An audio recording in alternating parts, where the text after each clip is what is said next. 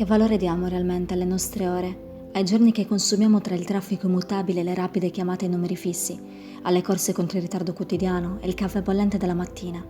Pensateci bene, analizzate la vostra routine e riflettete sulle scelte di vita portate sinora, perché basta poco per cambiare le abitudini, a volte anche solo un istante, una parola, un'ordinanza, un momento.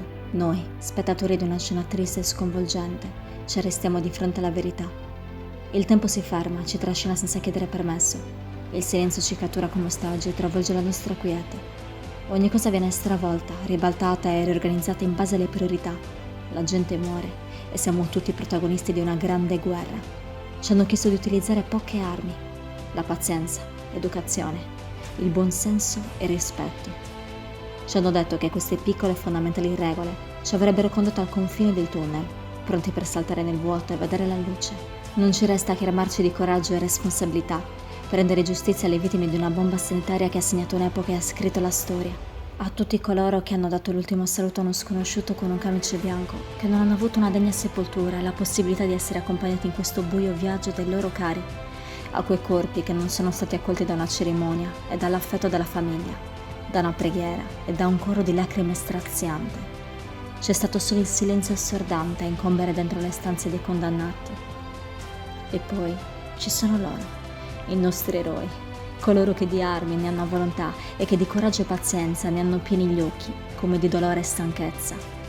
Infermieri, medici, personale sanitario e tutti quelli che si battono in prima linea per annientare il male. A loro va un semplice e grande applauso. Le parole sarebbero riduttive, prive di significato e senza racconto di fronte alla gratitudine che hanno guadagnato. È così che la primavera si trasforma in un freddo ricordo, dove le pareti di casa crollano come pesanti macigni e ci ricordano la pesantezza degli spazi, angoli che assaporiamo giorno dopo giorno fino a respirarne la polvere, leti di spine che ci abbracciano, finestre che ci confondono. Le mattine sono troppo brevi e l'essere infinite, il tempo non si ammazza. Proprio quel tempo che rincorriamo ogni giorno, tra lavoro, casa, amici e famiglia, improvvisamente si estende come parole di un poeta su una pagina bianca. E quando a tratti ci sembra eterno e smisurato, capiamo che non basta, che è troppo poco per i guerrieri delle stanze oscure e che se questi potessero ne ruberebbero un po' del nostro, di tempo. Investito così male, sprecato, lasciato in sospeso, tra volontà e pigrizia, tra risentimento e orgoglio.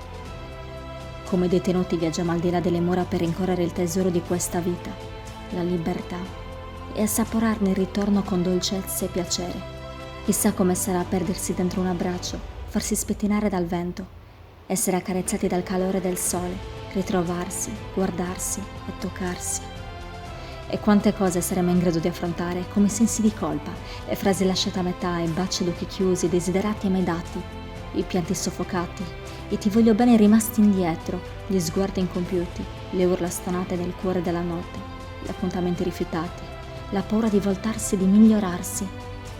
Chissà come sarà ricondurre la normalità, se così si potrà definire. Tornare al mare, ad amare, con i piedi nudi che scivolano tra la sabbia. Ritrovare nostra madre e stringerla forte, sentire il cuore esplodere dall'emozione.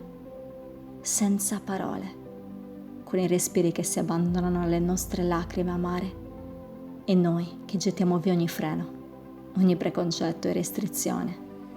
Noi che la distanza l'abbiamo ascoltata con attenzione, senza fare rumore, e ne abbiamo tratto consiglio e disciplina. Noi che siamo qui, vivi, in salute, con la nostra famiglia, tutto quello che conta.